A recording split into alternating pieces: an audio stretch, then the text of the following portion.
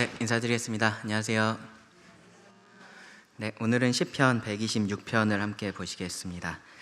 시편 126편을 본문으로요, 기쁨 사이 눈물 골짜기를 지날 때라는 제목으로 말씀을 나누겠습니다. 기쁨 사이 눈물 골짜기를 지날 때입니다. 시편 126편인데요. 먼저 전체 말씀을 한번 읽겠습니다. 성전에 올라가는 노래. 여호와께서 시온의 포로를 돌려보내실 때에 우리는 꿈꾸는 것 같았도다. 그때 우리 입에는 웃음이 가득하고 우리 혀에는 찬양이 찼었도다. 그때 문나라 가운데에서 말하기를 여호와께서 그들을 위하여 큰 일을 행하셨다 하였도다. 여호와께서 우리를 위하여 큰 일을 행하셨으니 우리는 기쁘도다. 여호와여, 우리의 포로를 남방 시내들같이 돌려보내소서. 눈물을 흘리며 씨를 뿌리는 자는 기쁨으로 거두리로다. 울며 씨를 뿌리러 나가는 자는 반드시 기쁨으로 그 곡식단을 가지고 돌아오리로다. 방금 읽었던 이 시편을 보시면요, 기쁨에 대해서 자주 이렇게 언급이 되는 것을 볼 수 있습니다. 사실상 4절을 제외하고 전체적으로 다 이 기쁨에 대한 것이 언급이 되어 있어요. 근데 분류상으로 이 시편은 비탄의 시입니다. 혹은 애통의 시라고 그렇게 볼 수 있습니다. 슬픔을 표현을 한 거죠. 왜 그러냐 하면요, 이 시편에서 기쁨을 말하고 있는데 그 기쁨이 과거의 기쁨 그리고 미래의 기쁨입니다. 그리고 현재는 눈물 골짜기를 지나고 있기 때문에 그렇습니다. 이 시편은요, 분명히 어떤 특정한 상황이 배경이 됐을 거예요. 아마도 이제 포로기 이후, 포로 기환 이후가 그 배경이 될 텐데요. 다른 이 성전에 올라가는 노래와 같이 보편적인 상황에서 그렇게 불려지도록 기록이 되었다라고 할 수 있습니다. 지금까지 살펴봤었던 이 성전에 올라가는 노래들을 생각해 보면요, 어떤 노래는 성전에 올라가면서 부를 만한 노래들이 있었고요, 어떤 것은 이제 성전에 올라가서 부를 만한 노래, 혹은 성전에 올라가기 전에 부를 만한 노래, 이제 그런 노래들이 있었습니다.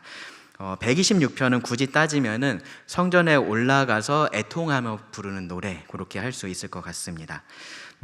하늘나라를 향해서 가는 순례자로서, 그리고 예배자로서요, 우리는 이런 상황에 있을 때가 사실은 적지 않습니다. 어쩌면 항상 그럴 수도 있다라고도 생각을 하는데요. 뭐냐면은 예배라는 것이 항상 기쁘고 행복하고 그러면 좋겠는데 그렇지가 않은 거죠. 예배 자체가 싫어서 그런 것이 아니고요, 이 현실의 상황이 그만큼 무겁기 때문에 그러한 일들이 있습니다. 모여서 드리는 이러한 예배가 이제 그런 상황을 가늠할 수 있는 그런 좋은 기준이 되기도 하는데, 사실은 그것만 말을 하는 것은 아닙니다. 개인적으로 성경을 읽거나 기도하는 그런 개인 경건 생활이라고 하는 것들, 그리고 가정생활 혹은 사회생활, 그런 일상의 예배도 사실은 마찬가지입니다. 때로는 우리는 아주 무거운 마음으로 이러한 예배의 삶이라는 것을 살아야 될 때가 있는 겁니다. 이 기쁨 사이에 눈물의 골짜기를 지나갈 때가 있는 거죠. 그러면서 우리가 예배를 드려야 될 때가 있는 거예요. 아주 크게 보면은요, 우리 삶 전부가 이제 그렇다라고도 할 수 있어요. 그렇죠? 우리가 이 땅을 살아가면서 궁극적인 하늘의 기쁨을 바라보면서 살기 때문에 그렇다라고 할 수도 있고요, 조금 작게 보면은 우리는 이 기쁨의 언덕과 이 눈물의 골짜기를 계속해서 오르내린다, 그렇게 이야기를 할 수도 있을 겁니다. 시편 126편이요, 그런 사람의 시이기도 하고요, 그런 사람들을 위한 시이기도 합니다. 그래서 이 말씀을 통해서요, 우리가 어떻게 그 기쁨 사이에 있는 그 눈물의 골짜기를 지날 수 있는지, 그때 우리가 어떻게 해야 하는지에 대해서 같이 좀 생각을 해보려고 합니다. 핵심 단어로 좀 정리를 해보면 이렇게 할 수 있을 것 같아요. 기억과 기도와 행함입니다. 기억과 기도와 행함. 기억이 1절부터 3절이고요, 그리고 기도가 4절이고 행함이 5절부터 6절입니다. 명령형으로 바꾸면요, 기억하라, 기도하라, 행하라, 그렇게 할 수 있을 것 같습니다. 먼저 1절부터 3절에 대해서요, 우리가 이 눈물의 골짜기를 지날 때 해야 할 것, 하나님의 구원을 기억하는 겁니다. 1절 말씀을 다시 보시면요, 여호와께서 시온의 포로를 돌려보내실 때에 우리는 꿈꾸는 것 같았도다 라고 말씀을 합니다. 이 표현을 보면요, 자연스럽게 떠오르는 게 뭐냐 하면은 그 바벨론의 포로로 잡혀갔던 이스라엘 백성들이 다시 귀환한 그 사건일 거예요. 그런데 이제 여기 사용된 표현이 포로를 돌려보내실 때라는 이 표현이 성경에서 주로 이제 그 포로기에서의 귀환을 의미하기는 하는데 항상 그렇지는 않습니다. 이 똑같은 표현이요, 하나님께서 고난 후에 욥을 회복시키실 때도 사용이 됐었습니다. 욥이 포로로 잡혀간 적은 없죠, 그렇죠? 우리가 아는 한 없고요. 그리고 그 말씀에서 이어지는 말씀도 하나님께서 그 욥의 소유를 다시 갑절이나 이렇게 회복시켜 주셨다라는 말씀이 이어져요. 그래서 이 표현은요, 기본적으로는 뭐에 대한 표현이냐 하면은 회복에 대한 표현입니다. 회복에 대한 표현. 하나님께서 개입을 하셔서 이 현재의 나쁜 상황을 이전의 좋은 상태로 되돌려 놓으시는 것을 의미를 합니다. 2절에서 3절이 바로 이것에 대한 추가적인 표현이라고 할 수 있는데요. 보시면요, 이 일에 대해서 뭐라고 말하냐면은 여호와께서 우리, 그러니까 하나님의 백성인 거죠. 하나님의 백성을 위해서 하신 큰 일, 위대한 일이다라고 그렇게 이야기를 합니다. 사람이 했다라고 말을 할 수 없는 일인 거죠. 우연히 그렇게 되었다라고 그렇게 생각할 수 없는 일인 겁니다. 분명히 하나님께서 하신 일이고요, 하나님께서 우리를 위해서 하신 일이다라고 그렇게 알 수 있는 일에 대해서 얘기를 하고 있는 거예요. 그래서 우리 입에 웃음이 가득하고 혀에는 찬양이 찼다라고 말을 합니다. 기뻤습니다. 마치 꿈꾸는 것처럼 믿을 수 없을 만큼 그러한 기쁜 일이었습니다. 이스라엘 역사를 생각을 해보면요, 여러 상황들을 우리가 여러 사건들을 생각해 볼 수 있을 거예요. 출애굽도 이 말씀을 통해서 우리가 생각해 볼 수 있는 사건 중에 하나입니다. 홍해를 건너고 나서 그 이스라엘 백성들은 그 바닷가에 애굽 사람들의 시체가 이렇게 누워 있는 것을 봤어요. 그리고 그것을 통해서 이들이 실제로 봤었던 것은 뭐냐면요, 출애굽기 14장 31절에 따르면은 여호와께서 애굽 사람들에게 행하신 그 큰 능력이었습니다. 그래서 이 하나님의 구원을 보고서 이들이 노래와 춤으로 하나님을 기뻐하며 찬양하는 모습을 우리가 볼 수 있습니다. 그리고 그 이후로도요, 사실은 이루 다 말할 수 없을 만큼 하나님께서 그들에게 행하신 큰 일들이 많이 있어요. 그런데 이 시편에서 지금 묘사하고 있는 것에 가장 적합한 사건은 사실은 처음에 말씀드렸던 그 바벨론의 포로로 잡혀갔었던 이스라엘이 돌아온, 귀환했었던 그 약속의 땅으로 돌아왔었던 그 사건이라고 할 수 있습니다. 그것이 이 회복이라는 표현에 가장 잘 어울려서 그렇습니다. 하나님은요, 이 아브라함의 자손인 이스라엘 백성들에게 가나안 땅을 주셨어요, 그렇죠? 그래서 이 가나안 땅을 약속의 땅이라고 부르기도 하고요, 하나님께서 그들에게 주셨기 때문에 기업의 땅이 되었었습니다. 그런데 그들이 그 땅에서 하나님을 배반하고 우상 숭배를 했습니다. 하나님께서 반복해서 계속해서 경고하셨음에도 불구하고요, 그들은 회개하지 않았고 점점 더 깊이 그 우상 숭배에 몰두하게 됐습니다. 그랬을 때 하나님께서 어떻게 하셨냐면은 그 언약에 따라서 그들을 그 땅에서 쫓아내셨습니다. 역대하 36장 17절 말씀부터 보시면 이렇게 말씀을 합니다. 하나님이 갈대아 왕의 손에 그들을 다 넘기심에 그가 와서 그들의 성전에서 칼로 청년들을 죽이며 청년 남녀와 노인과 병약한 사람을 긍휼히 여기지 아니하였다라고 합니다.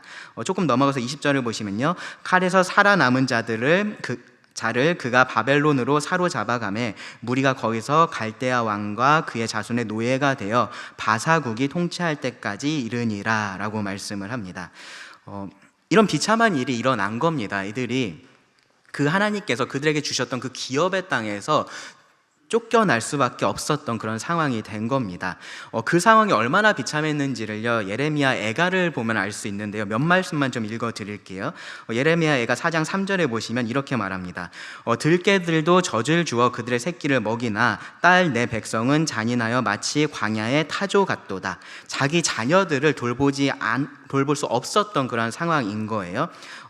4장 10절을 보시면요, 딸 내 백성이 멸망할 때에 자비로운 부녀들이 자기들의 손으로 자기들의 자녀들을 삶아 먹었도다. 네, 얼마나 그때 상황이 비참했는지를 우리가 볼 수 있는 그러한 표현입니다. 먹을 게 없었던 거죠. 그래서 이렇게 됐습니다.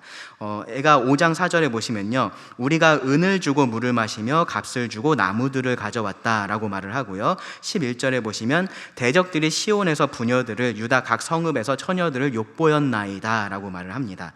전쟁 범죄가 그렇게 일어났었던 거예요. 애가 5장 14절부터 15절에 보시면요, 이렇게도 말합니다. 노인들은 다시 성문에 앉지 못하며 청년들은 다시 노래하지 못하나이다. 우리의 마음에는 기쁨이 그쳤고 우리의 춤은 변하여 슬픔이 되었사오며, 이 약속의 땅은요 정말로 그들이 기뻐할 수 있는 그러한 땅이 되었어야 됐었습니다. 근데 그렇게 되지가 않았었던 겁니다. 모든 노래가 사라지고 모든 기쁨이 사라지는 그러한 상황이 됐습니다. 그리고요 그 포로로 잡혀간 바벨론에서는요 이들이 조롱을 당했습니다. 시편 137편 1절부터 3절에서 이렇게 말을 하는데요, 우리가 바벨론의 여러 강변 거기에 앉아서 시온을 기억하며 울었도다. 그 중에 버드나무에 우리가 우리의 수금을 걸었나니 이는 우리를 사로잡은 자가 거기서 우리에게 노래를 청하며 우리를 황폐하게 한 자가 기쁨을 청하고 자기들을 위하여 시온의 노래 중 하나를 노래하라 함이로다. 노래하라고 하는 거죠. 너희가 지금 노래할 수 없는 그런 상황에 있는데 너네 노래 한번 해봐. 그렇게 이들을 조롱했었던 겁니다. 포로가 된 이스라엘 백성들은요 기뻐할 수 없었고 노래할 수가 없었습니다. 그런데 그런 그들에게 하나님께서 예레미야 선지자를 통해서 아주 흥미로운 말씀을 하신 것이 있어요. 예레미야 29장 4절부터 7절에 보시면 이렇게 말씀을 합니다. 만군의 여호와 이스라엘의 하나님께서 예루살렘에서 바벨론으로 사로잡혀 가게 한 모든 포로에게 이와 같이 말씀하시니라. 그 포로 된 자들에게 하신 말씀이에요. 너희는 집을 짓고 거기에 살며 텃밭을 만들고 그 열매를 먹으라. 아내를 맞이하여 자녀를 낳으며 너희 아들이 아내를 맞이하며 너희 딸이 남편을 맞아 그들로 자녀를 낳게 하여 너희가 거기에서 번성하고 줄어들지 아니하게 하라. 너희는 내가 사로잡혀 가게 한 그 성읍의 평안을 구하고 그를 위하여 여호와께 기도하라. 이는 그 성읍이 평안함으로 너희도 평안할 것임이라. 무슨 말씀을 하시는 건가요? 그 포로로 잡혀간 그 땅에 잘 정착해서 살아야 된다라고 말씀을 하시는 겁니다. 이유가 뭘까요? 금방 돌아오지 않을 거여서 그렇습니다. 하나님께서 이렇게 말씀하세요. 10절에 보시면요, 예레미야 29장 10절에 보시면 여호와께서 이와 같이 말씀하시니라. 바벨론에서 70년이 차면 내가 너희를 돌보고 나의 선한 말을 너희에게 성취하여 너희를 이곳으로 돌아오게 하리라. 그곳에서 70년을 있어야 될 것에 대해서 말씀을 하신 겁니다. 성인이라고 생각을 하면요 사실상 그곳에서 생을 마감한다라고 생각을 해야 되는 그 정도의 기간인 거예요. 마치 범죄한 출애굽 1세대가 광야에서 모두 멸망을 했었던 것처럼 이 범죄한 자들이 그 포로된 땅에서 멸망할 만한 시간이 그렇게 지나갔어야만 됐었던 겁니다. 그런데 방금 읽었던 이 말씀에 보면요 회복의 메시지가 이 안에 있습니다. 그 70년이 지나면 하나님께서 그들을 돌보고 약속의 땅으로 돌아오게 하실 것이다 라고 그렇게 약속을 하세요. 그런데 여기서 우리가 좀 주목해서 봐야 될 건 뭐냐면요 하나님께서 이 일을 하시겠다라고 약속을 하셨다라는 겁니다. 그렇게 하기 위해서 너희가 뭔가를 열심히 해야 된다라고 말씀하지는 않으셨다라는 거예요. 너희가 그곳에서 다시 오기 위해서 무슨 독립정부를 만들고 독립군을 만들라 그렇게 하지 않으셨습니다. 바벨론 그리고 그 이후에는 이제 바사 제국이 됐죠. 그 무슨 정치권에 침투를 해가지고 너네가 이런저런 일을 해야 된다 그렇게 하지 않으셨어요. 그저 그 땅에서 잘 정착하고 잘 살고 오히려 그 땅의 평안함을 위해서 기도하라라고 하셨고요. 그리고 그 가운데 하나님을 찾으라라고 그렇게 말씀을 하셨습니다. 당연하게도 시간이 지나면서 하나님의 이런 약속이 사람들의 마음속에서 희미해져 갔을 겁니다.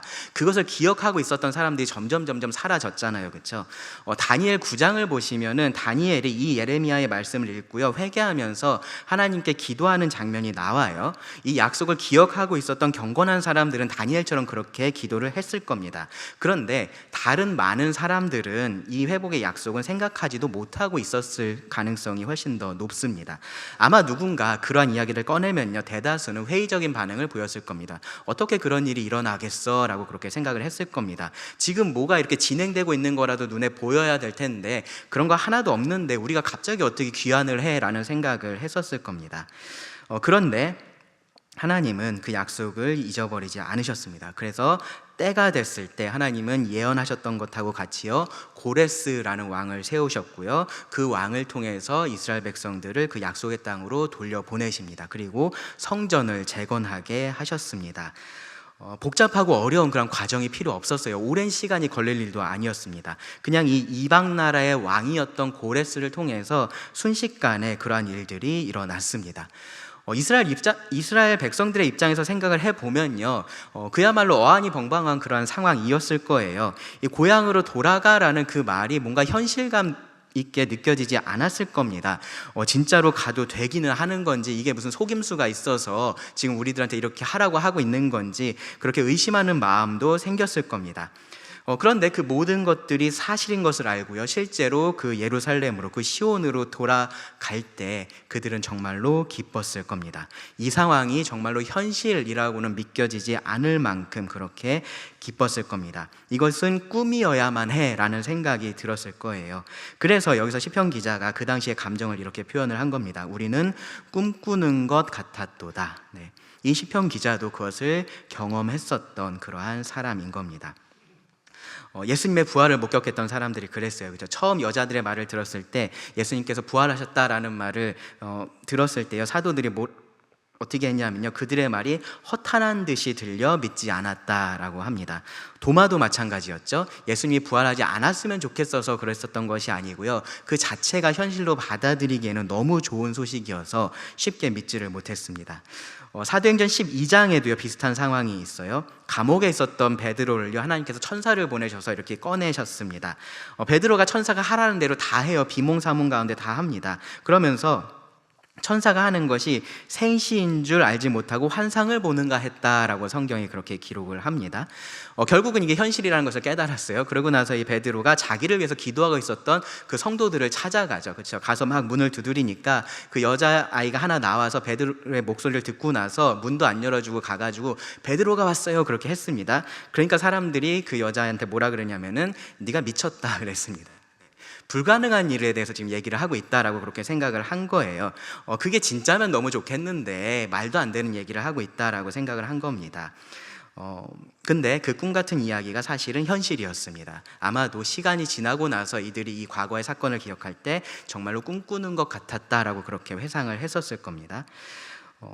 고레스 왕의 조서가 내려오고요, 그 조서에 따라서 70년 전에 그 땅으로 돌아가던 사람들은요 그 길을 가면서 정말로 이것이 꿈인지 생시인지라는 생각을 했을 겁니다. 그만큼 놀라운 일이었고요, 그만큼 말이 안 되는, 인간의 상식으로 이것이 이해할 수 없는 일이어서 그랬습니다. 그래서요 2절 말씀을 보시면 그때 그들의 입에 웃음이 가득하고 그들의 혀에 찬양, 기쁨이 가득했다, 찼었다라고 그렇게 말을 해요. 그 기쁨을 숨길 수가 없었던 겁니다. 이 포로 생활이라는 것이 편안하지가 않았습니다. 고통 가운데 있었어요. 기쁨이 사라졌고요, 슬픔만 가득한 그러한 어려운 시간이었습니다. 다시는 웃을 수 없겠다라는 생각을 했을지도 몰라요. 근데 그 불가능해 보였던 일이 현실이 된 겁니다. 그것이 얼마나 불가능해 보였냐 하면은 하나님을 모르는 사람들도 이 일을 보면서 이렇게 말을 할 정도였습니다. 2절을 보시면은 여호와께서 그들을 위하여 큰 일을 행하셨다라고 합니다. 문나라 가운데서, 이방 나라 가운데서 이러한 말들이 있었던 겁니다. 그 사람들이 이 이루어지는 일을 봤었을 때 그들이 내렸던 결론인 거예요. 이들은요 이 고레스 왕이 이스라엘을 위해서 큰일 했네 그렇게 말하지 않아요. 사실은요 고레스 왕 자신도요 어떻게 말했냐 하면요, 에스라 1장 2절을 보시면 바사왕 고레스는 말하노니 하늘의 하나님 여호와께서 세상 모든 나라를 내게 주셨고 나에게 명령하사 유다 예루살렘의 성전을 건축하라 하셨나니, 그렇게 말을 합니다. 고레스나 여기 언급된 이 이방 나라 사람들이나 이들이 하나님에 대한 참된 믿음을 가지게 되었다, 그렇게 우리가 단정해서 말을 할 수는 없을 거예요. 그런데 최소한 하나님께서 이 포로된 자들에게 베푸신 이 회복의 은혜를 그들이 보면서 이스라엘의 하나님 여호와를 생각하게 됐었다라는 겁니다. 이 일이 정말로 하나님이라는 그런 특별한 존재가 아니면 설명이 불가능한 일이었기 때문입니다. 이 결론은요 하나님을 믿는 자들에게는 더 당연한 일이에요. 그래서 3절 같은 고백을 하는 겁니다. 여호와께서 우리를 위하여 큰 일을 행하셨으니 우리는 기쁘도다. 하나님께서 행하신 이 큰 일에 대해서 너희를 위하여가 아니고요, 그들을 위하여가 아니고요, 우리를 위하여라고 이렇게 말을 할 수 있는 사람은요 기뻐할 수밖에 없습니다. 감사할 수밖에 없어요. 특별히 이 큰 일에 내가 기여한 것이 없다라는 것을 알면은 더더욱이나 그렇습니다. 이들이 포로로 끌려가는 데 있어서요 모든 책임은 이들에게 있었습니다. 이스라엘 백성들에게 있었어요. 그들이 하나님을 배반했고요, 그들이 우상을 섬겼기 때문에 그러한 일들이 벌어졌습니다. 그 포로 생활이 고통스러웠어요. 근데 그들에게는 하나님을 원망할 만한 자격이 없었습니다. 느헤미야 말씀에 보시면요, 그들이 언약을 이제 새롭게 하면서요 이런 고백을 해요. 느헤미야 9장 33절을 보시면 그러나 우리가 당한 모든 일에 주는 공의로우시니 우리는 악을 행하였사오나 주께서는 진실하게 행하셨음이니이다. 이 모든 일에 대해서 이들의 입장에서 억울할 게 없다라는 겁니다. 자기들이 모든 책임이 자기들에게 있기 때문에 그런 겁니다. 그런데요, 반대로 이 회복은요 전적으로 하나님께서 하신 일이었습니다. 이 갑작스럽게 일어난 이 일은요 하나님이 아니면 설명할 수 없는 그러한 일이어서 그렇습니다. 하나님께서 그들에게 은혜를 베풀지 않으셨으면, 그들을 긍휼히 여기지 않으셨으면 불가능한 일이었습니다. 하나님께서 자격 없는 이들에게 이 큰 일을 행하셨고요, 그것을 이들도 알았기 때문에 그 사실을 그렇게 선포하면서 기뻐했었던 겁니다. 여호와께서 우리를 위하여 큰 일을 행하셨으니 우리가 기쁘도다. 이런 면에서요 우리가 조금 적용 측면에서 생각해 볼 수 있는 게 있는데요, 뭐냐 하면은 일상에서 성도들이, 믿는 자들이 하나님에 대해서 계속해서 말하고 주변에 간증을 나누는 것이 실제적으로 굉장히 중요하다라는 겁니다. 첫째로는요, 그것이 서로를 격려할 수 있는 좋은 방법이 돼요. 하나님께서 하시는 그러한 일들을 보면서 함께 기뻐할 수 있고요, 그리고 다른 성도들에게 하나님께서 주신 그런 은혜들을 보면서 내 삶 가운데서도 하나님께서 그렇게 하실 것이다 라는 것을 기대할 수 있어서 그렇습니다. 둘째로는요, 여기 126편 에서 볼 수 있는 것처럼, 2절에서 볼 수 있는 것처럼 믿지 않는 자들에게, 하나님을 모르는 자들에게 이것이 전도할 수 있는 좋은 기회가 된다라는 거예요. 물론 이제 하나님을 믿지 않는 사람이 그냥 어떤 하나의 간증을 듣고서 하나님께서 너에게 정말로 큰 일을 하셨구나, 이제 그렇게 하는 일은 많지는 않을 거예요. 그냥 운이 좋았네 라고 생각을 하거나, 그냥 사람 잘 만나서 그렇게 된 거지 라고 말을 하거나, 아니면 네가 열심히 했으니까 그런 거지 라고 그렇게 말을 할 겁니다. 그런데 그러한 일들이 계속해서 반복이 되고요, 내가 그것을 하나님께서 하신 일이다 라고 계속해서 간증을 하면요, 그들도 무언가는 다르다라는 것을 깨닫게 될 겁니다. 그래서 이런 태도는 가질 수 있을 거예요. 다른 건 몰라도 그래도 네가 말하는 그 하나님, 네가 믿는 그 하나님을 나는 인정할 수는 있겠다라고는 될 수 있는 겁니다. 그렇게 이 하나님께서 나에게 하신 일들을 통해서 우리가 하나님을 나타낼 수가 있습니다. 그러니까 우리가 하나님에 대해서 사실 일상 가운데서 많이 이야기할 필요가 있는 거예요. 그런데 이제 이 시편 126편의 현실로 우리가 좀 돌아와 볼 필요가 있습니다. 뭐냐면요, 1절부터 3절의 이야기가 지금 일어나고 있는 게 아니고요, 이 시편 기자의 입장에서는 과거에 일어난 일을 지금 기억을 하고 있는 거다라는 거예요. 그것을 지금 회상하고 있는 장면이다라는 겁니다. 이 일들이 다 지나갔습니다. 얼마나 많은 시간이 지났는지는 우리가 알 수 없어요. 생각보다 이런 일들은 빠르게 지나갈 수 있기 때문에 그렇습니다. 이 구원의 기쁨이라는 것이 정말로 빠르게 그렇게 지나갈 수 있습니다. 에스라, 느헤미야만 여러분 읽어보셔도요, 이 귀환한 백성들이 얼마나 빠르게 이 현실의 어려움을 만났는지를 우리가 볼 수 있습니다. 그러면 그런 상황에서 이런 과거를 기억하는 것이 어떤 도움이 될까를 우리가 좀 생각해 볼 필요가 있습니다. 이 과거를 기억하는 것, 과거를 회상하는 것이요, 단지 돌아갈 수 없는 과거에 대한 어떠한 그리움의 표현일 때가 사실은 굉장히 많이 있어요. 뭐냐면은 그때 진짜 좋았는데 에서 끝나는 거죠. 그때 참 좋았는데 라는 생각에서 끝나는 겁니다. 그때는 우리가 이런 열심히 있었고, 우리가 다 이런저런 일들을 했었고, 그래서 정말로 좋았었다, 이제 그러한 식으로 이야기를 하는 거예요. 그러한 과거 회상은요, 똑같은 그 경험을 공유한 사람들끼리는 즐거운 이야기거리가 될 수는 있습니다. 그런데 그것이 지금의 현실에 크게 도움이 되는 방식은 아닙니다. 1절부터 3절 말씀을 여러분 다시 한번 보세요. 그때 우리가 좋았었다라고 이야기를 해요. 그렇죠? 그때 웃음이 가득했고 우리 입에 찬양이 가득했다라고 말을 합니다. 그 이유가 뭐라고 말을 하고 있습니까? 우리가 이걸 했고 저걸 했고가 아닙니다. 그렇죠? 우리가 이루어낸 어떠한 성취에 대해서 지금 이야기하고 있지 않아요. 그렇죠? 무엇에 대해서 이야기를 하고 있습니까? 하나님께서 하신 일에 대해서 이야기를 하고 있습니다. 하나님께서 우리를 위하여 큰 일을 하셨다라는 그 사실을 기억을 하고 있습니다. 과거를 기억할 때 하나님께서 하신 일을 지금 기억을 하고 있는 거예요. 상황은 분명히 달라졌죠. 그렇죠? 우리도 달라졌습니다. 그 좋았던 과거로 그때가 아무리 좋았어도 돌아갈 수는 없습니다. 이 회복의 기쁨을 누리려고 다시 포로가 될 수는 없는 노릇이잖아요. 그렇죠? 그런 것들은 불가능한 일입니다. 모든 것이 다 달라졌습니다. 근데 달라지지 않은 게 있어요. 뭐가 달라지지 않았습니까? 하나님은 달라지지 않았습니다. 하나님은 여전하십니다. 그래서 지금의 현실에 도움이 되는 기억이라는 것은 뭐냐 하면요, 단순히 과거의 어떤 좋았던 때를 기억하는 것이 아니고요, 그 하나님을 기억을 하는 겁니다. 그 하나님께서 어떻게 일하셨는지를 기억을 하는 겁니다. 그리고요, 그 하나님이 지금도 동일한 하나님이시다라는 사실을 기억을 하는 겁니다.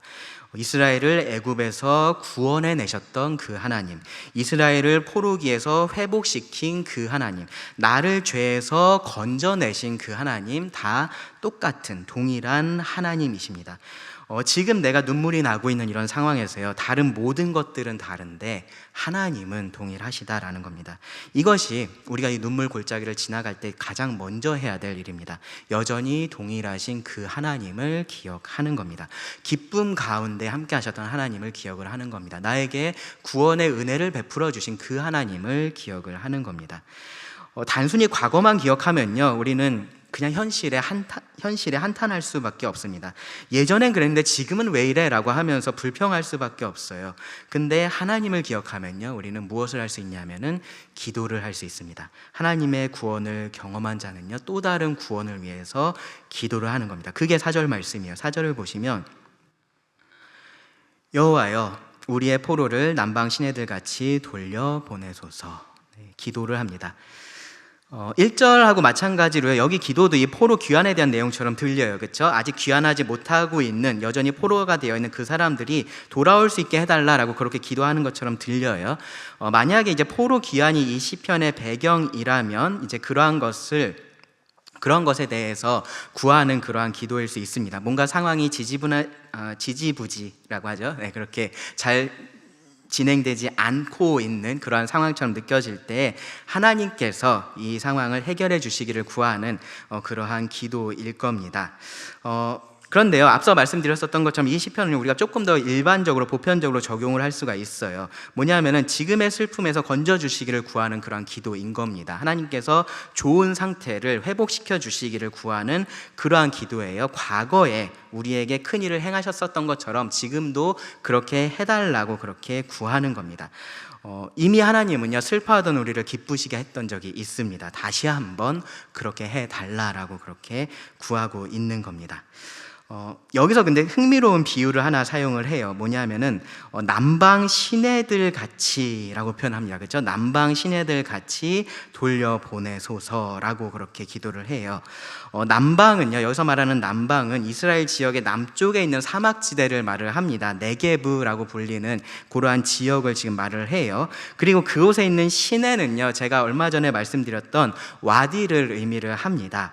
뭐냐면요, 메마른 와디에 갑자기 홍수가 일어나는 것처럼 하나님께서 그렇게 구원을 베풀어 주시기를 지금 구하고 있는 거예요. 놀라운 구원을 구하고 있는 겁니다. 하나님의 구원에 대해서 여러분 생각을 해보시면요, 여러 면에서 하나님의 구원이라는 것이 항상 우리를 좀 놀라게 합니다. 먼저는요, 그 대상에 있어서 그럴 때가 많이 있습니다. 요나는요, 하나님께서 니느웨 사람들을 구원하시려고 한다라는 사실을 받아들일 수가 없었어요. 그렇죠? 하나님의 구원의 대상에 있어서 놀랐었던 겁니다. 그래서 하나님 말씀에 불순종하기도 했었습니다.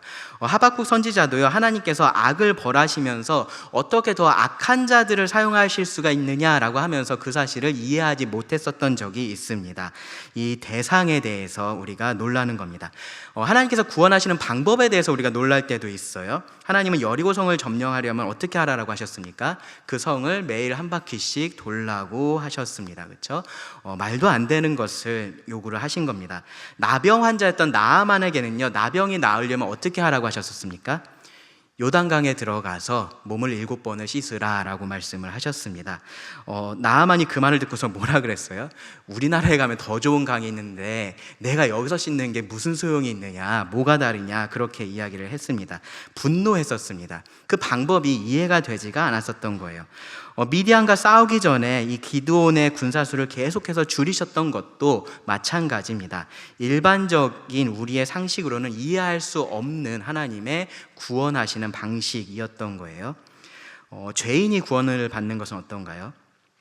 하나님은 정말로 가장 이해할 수 없는 방법으로 구원의 길을 여셨죠. 그렇죠? 하나님의 아들 예수님이 사람이 돼서 죽는 것이었습니다. 그렇게까지 해서 구원한 그 사람들, 그 구원의 대상을 보면 예수님의 그 희생이 납득이 되시나요? 그렇지도 않습니다. 그렇죠? 가장 선하고 가장 지혜롭고 가장 뛰어난 사람들만 구원을 받아도 부족할 것 같은데 그렇지 않은 사람들이 구원을 받습니다. 하나님의 구원이요, 그런 면에서 우리들을 놀라게 합니다. 결국은요, 그런 것들을 통해서 하나님은 이 구원을 하나님이 하신다라는 사실을 분명하게 드러내시는 거예요. 그런데 이 시간에 있어서도 하나님의 구원은 그렇습니다. 하나님의 구원은 우리를 놀라게 할 때가 많이 있습니다.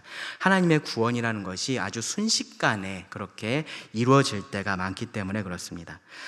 예수님께서 병자를 고치실 때요, 천천히 시간을 두고 고치지 않으셨어요. 그렇죠? 예수님께서 그들을 고치실 때 그들은 그 즉시 나았습니다.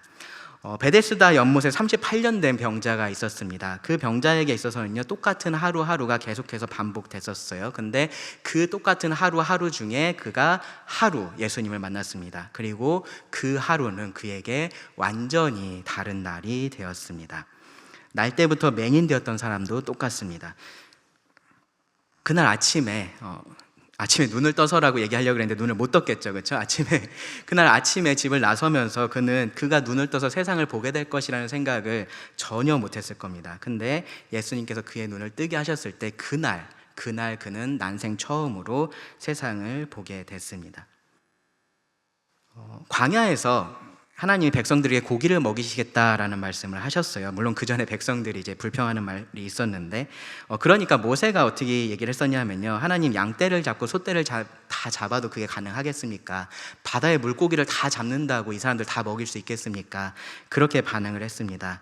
그때 하나님께서 모세에게 뭐라 그러셨냐면요, 민수기 11장 23절에서 여호와께서 모세에게 이르시되 여호와의 손이 짧으냐? 네가 이제 내 말이 너에게 응하는 여부를 보리라. 그리고 하나님 어떻게 하셨습니까? 바람으로 메추라기를 몰아오셔서 백성들을 다 먹이셨습니다. 비슷한 사건이 하나 더 있었습니다. 아람 군대가 사마리아를 포위했을 때요, 먹을 게 없어서 그때도 이 사람들이 자기 자식을 잡아먹는 그러한 일까지 일어났었어요. 근데 하나님께서 엘리사를 통해서 말씀을 하십니다. 내일 아침이 되면은 이 모든 문제가 다 해결될 거다라고 말씀을 하셨습니다. 그 말을 들은 한 장관이 이렇게 말했죠. 여호와께서 하늘에 창을 내신들 어찌 이런 일이 있으리요? 말도 안 된다라는 거죠. 그렇죠? 아무리 하나님이어도 이게 가능한 일이겠느냐라고 이야기를 한 겁니다. 근데 하나님께서 아람 군대가 큰 군대 소리를 듣게 하셔서 그 모든 것들을 남겨놓고 도망하게 하셨습니다. 그리고 그 즉시 모든 식량 문제가 해결이 됐습니다. 시편 126편 4절의 기도가요, 사실은 이런 하나님을 신뢰하면서 드리는 그러한 기도인 거예요. 사람들은 현실의 가능성을 따집니다. 이게 가능하겠느냐, 이것이 될 수 있겠느냐라는 가능성을 따집니다. 근데 하나님께는 그런 것들이 무의미합니다. 하나님은 정말로 그 사막에 강이 흐르시게 하는 그러한 분이신 거예요. 얼마든지 그렇게 하실 수 있습니다. 순식간에 그렇게 하실 수 있습니다. 하나님은요, 원하시면은 가장 악한 사람도 구원하실 수 있습니다. 말도 안 되는 방식으로 그렇게 하실 수 있어요. 당장에라도 그렇게 하실 수가 있습니다. 우리는요, 이 하나님의 은혜를 구하면서요, 하나님의 구원하심을 구하면서요, 얼마나 많은 제약을 두는지 몰라요. 저도 제가 하나님께 기도하는 것들, 구하는 것들을 가만히 생각을 해보면은 어느 정도 제가 상식선에서 이해할 수 있는 수준을 정해두고요, 그 안에서 하나님께 구할 때가 참 많다라는 생각이 듭니다. 그렇다고 하나님께서 정말로 내가 이해할 수 없는 방식으로 일할 수는 없다, 그렇게 믿고 있는 건 아니에요. 그렇게 생각하는 건 아닙니다. 그런데 마치 그런 것처럼 그렇게 기도를 한다라는 거예요. 남방 시내들 가치는 왠지 안 될 것 같고 유평 마을 앞에 있는 개울 정도는 될 것처럼 생각을 하고서 그렇게 기도를 하는 겁니다. 어차피 저기에 물이 흐르고 있으니까 그냥 하나님께서 조금만 도와주시면은 뭔가 해결될 것처럼 그런 식으로 기도를 하는 거예요. 사실은요, 결국은 하나님께서 도와주지 않아도 될 것 같은 그러한 일들을 구할 때가 많습니다. 그래서 우리 기도에 간절함이 없고요, 그래서 우리가 하나님께서 기도에 응답을 하셔도 응답을 하셨는지 모를 때가 많습니다. 눈물 골짜기에 있을 때요, 이 골짜기가 언제 끝날지 우리가 알 수는 없습니다. 그런데 분명한 건 뭐냐면요, 하나님께서 원하시면 지금 당장이라도 그것이 끝난다라는 거예요. 시편 30편 5절에서 이렇게 말합니다. 그의 노염은 잠깐이요 그의 은총은 평생이로다. 저녁에는 울음이 깃들일지라도 아침에는 기쁨이 오리로다. 저녁에 울음이 아침에는 기쁨으로 바뀔 수 있다라는 겁니다. 하나님 그렇게 하실 수 있다라는 거예요. 이것이 눈물 골짜기로 걸어가고 있는 우리가 하나님께 대해서 가져야 할 그러한 확신인 겁니다. 이 눈물 골짜기에 38년을 있었든지 아니면 나면서부터 지금까지 계속해서 그 가운데 있었던지 이 한 가지를 확신하고 우리가 기도할 수 있다라는 겁니다. 아침이 됐는데 여전히 눈물 가운데, 슬픔 가운데 눈을 뜨게 될 수도 있을 거예요. 근데 그렇게 되더라도 기도해봤자 소용없네 라고 생각하고서 기도를 멈추는 게 아니고요, 하나님께서 하나님의 때에 일하실 것을 믿고 다시 구하는 겁니다. 그리고 다시 한번 여호와께서 나를 위하여서 큰 일을 행하셨다라고 그렇게 기뻐하면서 찬양할 날을 기대해야 되는 겁니다. 눈물 골짜기를 지날 때 하나님의 구원을 기억하고요, 그리고 기도해야 됩니다. 그런데 또 한 가지 우리가 잊지 말아야 될 게 있어요. 뭐냐 하면은 그렇게 하면서 여러분 골방에 숨어 계시면 안 된다라는 겁니다. 시편 126편의 마지막 두 절이요, 실제적으로 우리들에게 그런 도전을 합니다. 골방에 숨고 싶을 때 숨지 말고 행하라 라고 말을 해요.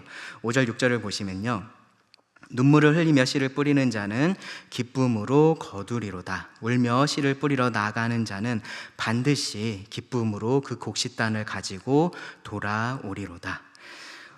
이 확신이 보이시죠? 기쁨으로 거둘 것에 대한 확신을 지금 가지고 있습니다. 하나님께서 다시 한번 큰 일을 행하실 것에 대해서 확신을 가지고 있습니다. 하나님께서 남방 시내들 같이 회복시키실 것에 대해서 확신하고 있습니다. 이것이요, 단순히 희망사항을 지금 말하고 있는 게 아니에요. 하나님 그렇게 해주시면 정말 좋겠다, 지금 그런 얘기를 하고 있는 게 아니에요. 이 힘든 상황 속에서 그래도 어떻게든 긍정적인 생각을 가져야지, 긍정적인 마음을 품어야지, 그러면서 지금 이 얘기를 하고 있는 것이 아닙니다. 이것은요, 합리적인 추론의 결과입니다. 하나님이 어떤 분이신지를 생각하기 때문에 내릴 수 있는 결론이에요. 하나님께서 반드시 이 눈물을 기쁨으로 바꾸실 겁니다. 이 확신에 대해서 우리가 앞에 말씀을 통해서 이미 말씀을 드렸어요. 중요한 건 뭐냐면요, 이 확신이 언제 현실이 될지 우리는 모르는 상황 가운데 있다라는 거죠. 반드시 그렇게 되긴 될 겁니다. 기쁨으로 이 곡식단을 가지고 돌아오게 되긴 할 텐데, 하나님께서 그렇게 하게 하실 텐데 그때가 언젠지는 모른다라는 거예요.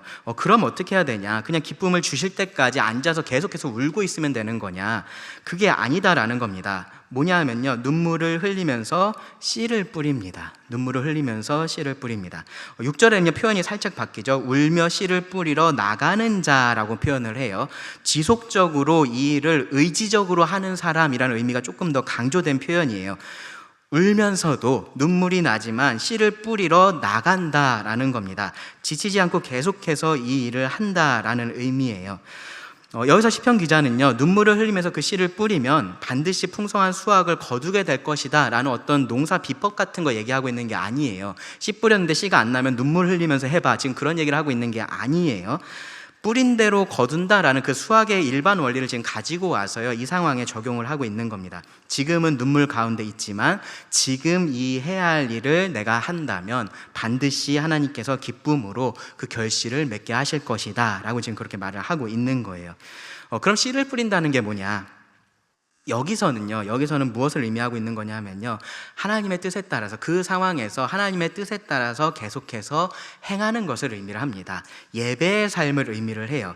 지금이 고통스럽고 또 앞으로도 고통스러울 것 같은데, 이렇게 하면 그렇게 될 것 같은데 그럼에도 불구하고 그렇게 하는 겁니다. 하나님의 약속을 믿고 그 하나님을 믿기 때문에 그렇게 합니다. 예수님께서 그렇게 하셨어요. 예수님은 십자가를 앞두고요, 땀이 핏방울이 되도록 기도하셨습니다.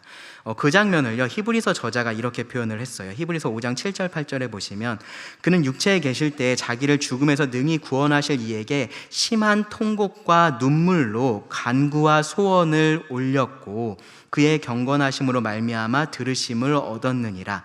그가 아들이시면서도 받으신 고난으로 순종함을 배워서.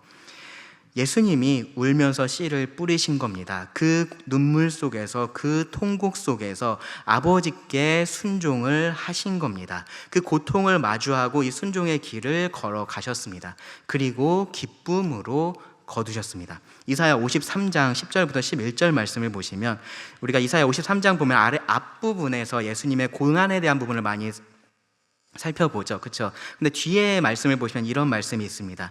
여호와께서 그에게 상함을 받게 하시기를 원하사 질고를 당하게 하셨은즉 그의 영혼을 속건 제물로 드리기에 이르면 그가 씨를 보게 되며 그의 날은 길 것이요 또 그의 손으로 여호와께서 기뻐하시는 뜻을 성취하리로다.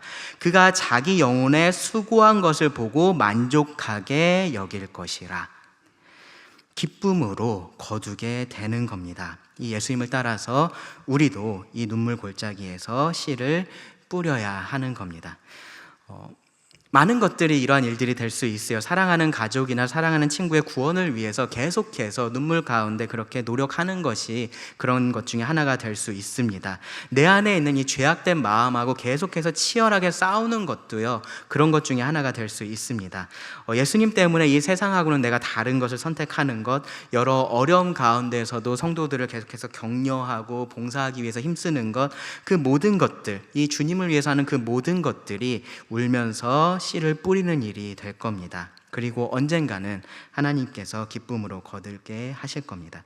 중요한 건 뭐냐면요, 지금 슬픔의 감정이라는 것이 있습니다. 지금 고통이라는 것이 있어요. 근데 거기에 매몰되지 않는 겁니다. 거기에 매몰돼서 아무것도 하고 있지 않은 그런 상태가 되지 않는 거예요. 오히려 구원하시는 그 하나님을 바라보고요, 하나님께서 약속하신 그 구원을 바라보면서요, 하나님께서 나에게 주신 이 책임을 지금 다 하고 그 말씀에 순종하는 것, 그것이 이 눈물 골짜기에서 우리가 해야 될 세 번째 일입니다.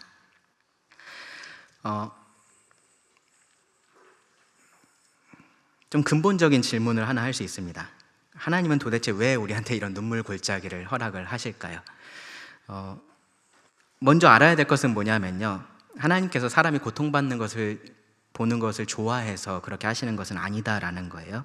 예레미야가 3장 33절에서 말합니다. 주께서 인생으로 고생하게 하시며 근심하게 하심은 본심이 아니시로다.